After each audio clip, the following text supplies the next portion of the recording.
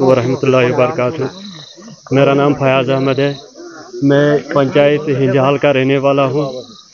ये कि एक कमरा है मुझे घर में खुद को रहने के लिए, 6 फैमिली है उसमें, और दूसरी साइड में मेरा भाई रहता है कमरे में।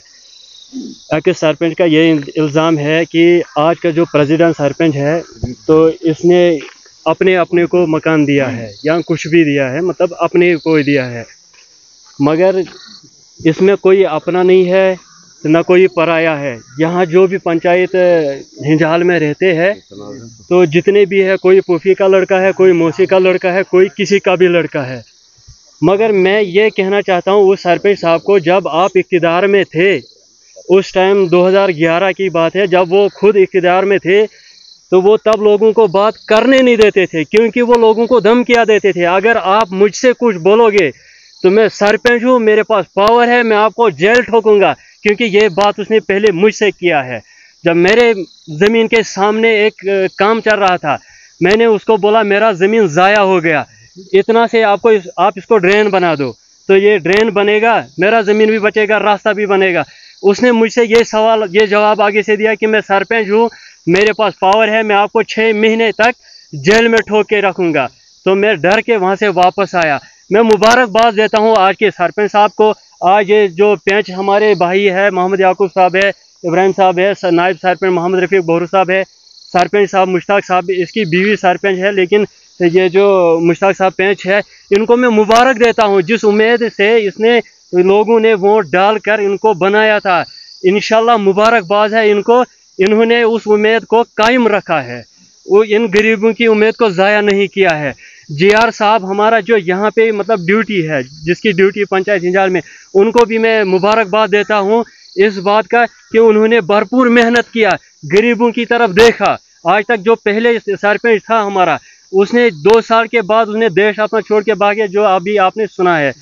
मगर आज की बात कर रहा हूँ इन सरपंच साहबों का, जीआर साहबों का, जिन्होंने गरीबों के पास भरपूर तावन लगाया, भरपूर मेहनत किया। इन पंचों ने, सरपंच साहब ने और बाकी हमारे जीआर साहब ने, उसने भरपूर तावन लगाया इस पंचायत इलाके में। यहाँ सारे गरीब लोग रहते हैं, किसी के पास 10 कमरे, अगर मुझे सरपंच 10 कमरे किसी के पास सबूत करके देगा, 10 कमरे क्या 5 कमरे से 5 कमरे पूरे इलाके में अगर वो मुझे सबूत करके दे देगा, जो वो मुंह मांगे इज्जत मांगेगा, हम दे देंगे उसको इज्जत।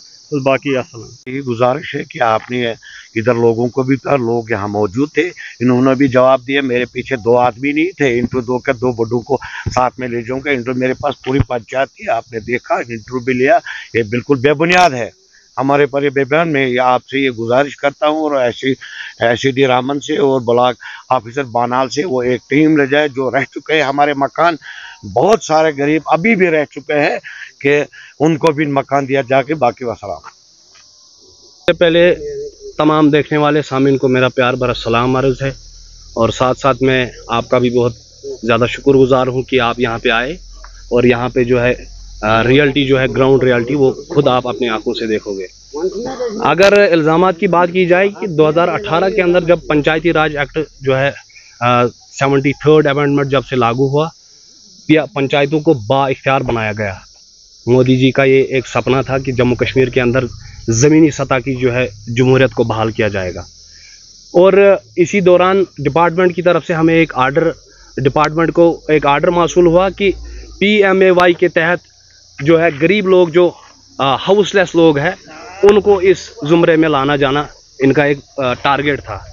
तो हमने और मुतलका डिपार्टमेंट RDD मिलजुल के, हमारी एक टीम रहती है पंचायत के अंदर, पंचायत सेक्रेटरी हो या फिर GRS हो या हम PRIs है, तो हमने एक सिपाही की तरह बर्फ़ के 4-4 फुट थे उस दौरान जब ये जियो टैग चल रहा था, और हमने सिपाही की तरह, मेरे पास फ़ोटोज़ भी मौजूद है, काम किया। हर घर जहाँ पे भी जितने भी लोग थे, जितने भी मुस्तहिक लोग थे, सब के जो है जियो टैग किए। लेकिन फिर उस दौरान कहीं पे बिजली की प्रॉब्लम थी या फिर सिग्नल की प्रॉब्लम थी। आपको पता ही ये इलाका पहाड़ी इलाका है, तो कुछ मकानात जो है इसमें लेफ्ट आउट बेनिफिशरीज है। जैसा कि आपको भी पता है कि स्टेट लेवल पे ये क्राइसिस है, लेफ्ट आउट बेनिफिशरीज कुछ है इसमें जो रह गए हैं, जो मुस्तहिक थे इस चीज़ के, लेकिन वो उस टाइम बदकिस्मती की वजह से या तो यहाँ तो वो सिग्नल की वजह से या फिर बैटरी उस टाइम पावर नहीं था, उसकी वजह से वो वहाँ से जो है उनका जियो टैग नहीं हो पाया। या फिर जो परसों हमारे ऊपर एक इल्ज़ाम लगाया गया कि पंचू सरपंचों ने जो है हमारे मकानात काटे। हमने पंचायत के अंदर बहुत मरतबा जो है एक कैंप लगाया। वीडियो बानिहाल का हमें एक आर्डर मासूल हुआ कि पंचायतों के अंदर एक कैंप लगाया जाए, जो मुस्तहिक लोग हैं उनकी फॉर्मेलिटीज जो है वो जमा की जाए और डिपार्टमेंट में उनको जो है रजिस्ट्रेशन उनकी करवाई जाए। लेकिन बदकिस्मती की वजह से ये जो थोड़े बहुत लोग बचे हैं, मैं इनको 13 नहीं कहूँगा, क्योंकि 13 अगर मैं कहता इसमें 2-4 लोग 5 लोग ऐसे हैं जिनके साथ मैंने ज़ाती तौर उनके साथ रब्ता भी किया और उनका कहना ये था कि अभी हम मकान बनाने की जो है उस स्थिति में नहीं है। और बाकी जो 1-2 लोग बचे हैं इसमें, शायद मुझे लगता है 1-2 लोग जो बचे हैं उन्होंने फॉर्मेलिटीज डिपार्टमेंट को नहीं सौंपी, जिसकी वजह से वो ऑटोमेटिकली पोर्टल से डिलीट हो गए। और फिर जो है चंद दिन के बाद डिपार्टमेंट ने हमें मुताला किया, इस बारे में आगाह किया कि ये जो लोग हैं इनको हाई साइड से हटाया गया है और हमने इनको एक रेजोल्यूशन दी है इसके मुतालिक कि हाँ भाई इन्होंने हमारे पास कोई फार्मेलिटी नहीं जमा हुई है और ये उसी वजह से उसी बेस पे डिलीट हो गए। रही बात पंचायत की डेवलपमेंट की अगर बात की जाए, पंचायत के अंदर आप बजाते खुद विजिट करेंगे और पंचायत जो है मुझे लगता है कि मॉडर्न तर्ज पे ये डोलीगामा पर एक ही पंचायत है। और पंचायत की अगर बात करें कि पंचायत का खैरखा कौन है, पंचायत का खैरखा ये है वो लोगों के सामने आया है। जैसा कि आप देख रहे हैं लोगों का एक गमे जफील जमा है यहाँ पे। पंचायत जब भी किसी संकट में थी हमने सीना लगाया, चाहे रोड की बात हो, हम जम्मू जो है चीफ साहब के पास हमारी एक वफद गई, एग्जीक्यूटिव इंजीनियर रामन के पास हमारी वफद गई, हमारे डीडीसी मेंबर जनाब इम्तियाज अहमद खांडे साहब के पास हमारी वफद गई और हमने हर वक्त जो है इलाके के लिए अपना खून पसीना बहाया। और रोड जो है हमारी आज की डेट की अगर हम बात करें कि हमारे रोड का 2-4 दिन के अंदर एक जो है ये डीपीआर बनने जा रहा है। क्या ये इलाके का हमारे आबो अजदाद का एक सपना नहीं था? अगर ये साकार हमारा सपना होने जा रहा है तो पंचायत के लोगों को चाहिए कि जो लोग इसके अंदर जो है जिन्होंने इसके अंदर मेहनत की उनको अप्रिशिएट करना चाहिए पंचायत के लोगों की। और उसके बाद अगर आप इलेक्ट्रिसिटी की बात करोगे, पंचायत के अंदर एक ट्रांसफार्मर हुआ करता था, पूरी पंचायत के अंदर वो लोगों से भी आप पूछ सकते हैं। और आज की डेट में हमारी पंचायत के अंदर 10 ट्रांसफार्मर है। हमारी कोशिशों की वजह से हमने कोशिशें की, हमने अपना जो है वक्त जाया किया इन कामों के पीछे, लेकिन हमारे उसके पीछे कोई मकसद नहीं था। बस खाली हमारा मिशन ये है कि हमारी पंचायत किस लिहाज से, हर लिहाज से आगे बढ़े, हमारा यही मिशन था। और उसके बाद अगर बात करेंगे आप ये आरडीडी डिपार्टमेंट की, परसों एसीडी साहब के ऊपर जो है इल्जाम तराशी की गई, परसों बीडीओ साहब के ऊपर जो है इल्जाम तराशी की गई है, परसों हमारे माननीय प्रधानमंत्री जी जो हमारे 125 करोड़ अवाम के प्रधानमंत्री है उनको किस अलकाब से पुकारा गया। क्या ये शोभा देता है हम लोगों के प्रधानमंत्री हम मोदी जी सोया है? ये आप वहां पे आप चेक कर सकते हो कि हमारे लोगों की मेंटलिटी क्या है। लिहाजा मैं गुजारिश करना चाहूंगा डीसी रामन से और हमारे एसडी साहब से कि वो एक टीम का गठन करे और हमारी पंचायत में विजिट करे कि ये जो पीएमएवाई के तहत ये बेबुनियाद इल्जाम लगाए जा रहे हैं कि 10-10 कम रुपए इनके मकानात मुश्तमिल है। मुझे बताए पंचायत के अंदर किस आदमी के 10 कमरे हैं जिसको इस पीएमएवाई के तहत रखा गया। और अब मैं कैमरामैन से गुजारिश करूंगा कि वो ये चेहरे दिखाइए, मुरझाए हुए चेहरे, ये सारे गरीब लोग हैं, इसमें कोई केएस आईएएस ऑफिसर नहीं है। हमारी पंचायत की आबादी 3,500 नफूस पे मुश्तमिल है, जबकि पंचायत के अंदर सिर्फ 5 सरकारी मुलाजिम है और उसमें से भी 3 मुलाजिम हमारी पंचायत के जो है वो एसआरओ बेस पे लगे हैं। वहीं से आप अंदाजा लगा सकते हैं कि हमारी पंचायत में कितने बड़े लोग रहते हैं। बिस्मिल्लाहिर्रहमानिर्रहीम। सबसे पहले मेरी पंचायत कम से कम 3,500 आबादी पे मुश्तमिल है और बानिहाल में सबसे गरीब पंचायत डोलीगामा परे है। इस वक्त सबसे पहले मेरी पंचायत के लोग नरेंद्र भाई मोदी जी का लाख लाख शुक्रगुजार है, जिन्होंने आवाज प्लस योजना के तहत ये स्कीम निकाली और मेरे हर गरीब को मकान मिला है। और खासकर जनाब ये जितने भी यहाँ लोग हैं ये सब मकान के मुस्तहिक है और सब गरीब लोग हैं। इसमें कोई शिकवा गिला नहीं है कि कोई मुलाजिम है, कोई अमीर है, सब बिल्कुल गरीब लोग हैं। मैं भाजपा का छोटा सा कार्यकर्ता हूं और 2014 में इस छोटी पंचायत से 81 वोट मेरी पार्टी को मिले थे और आज उन गरीब लोगों को अपना हक मिला है। किसी ने किसी का जबरदस्त, सबसे पहले ये बोल रहे सरपंच साहब का रिश्तेदार है, JRS का रिश्तेदार है। JRS शबीर साहब जितने यहाँ हमारे पंचायत में मेहनती और ईमानदार लड़का है उतना कोई नहीं है, और सरपंच साहब जितने ईमानदार है कोई नहीं है। और हर गरीब को अपना हक मिला। और जो भी हमारे भाई रहे हैं जियो टैग के बगैर, मैं अपनी सरकार, अपने नरेंद्र भाई मोदी, डॉक्टर जितेंद्र सिंह साहब को गुजारिश करता हूं कि मेरी पंचायत सबसे गरीब है और जियो टैग खोला जाए और हमारे पंचायत में और जियो टैग किया जाए। जो गरीब लोग रहे हैं उनको मकान मिलना चाहिए।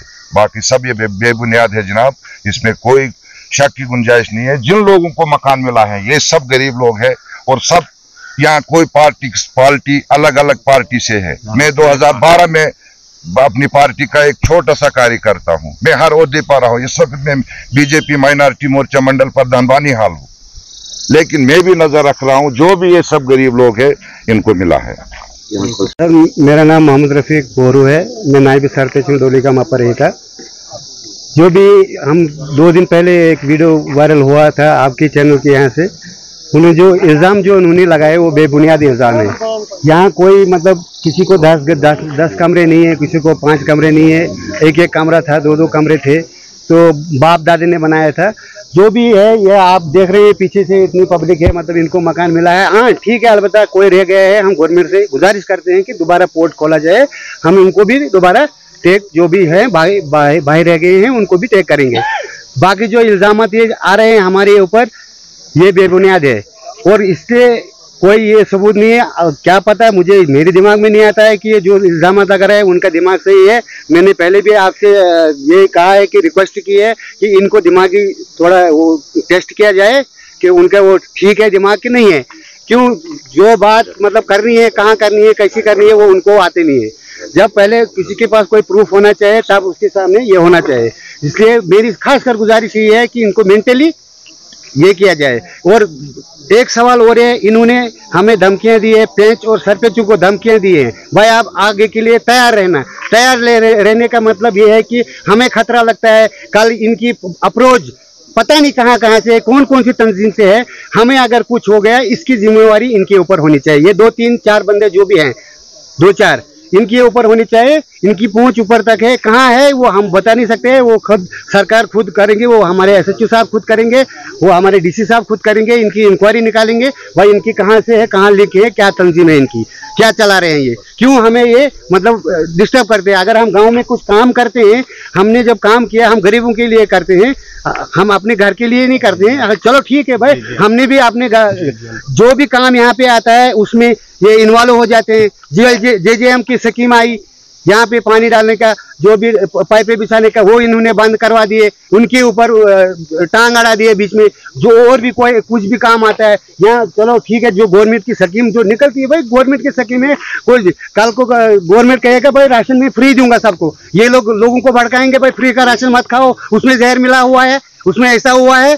ये इल्जाम है, इनको तहकीकात किया जाए, इनकी पूरी इंक्वायरी की जाए। भाई ये क्यों पब्लिक को भड़काऊ भाषण देते हैं? PSA के तहत है ये, PSA इनको लगना चाहिए।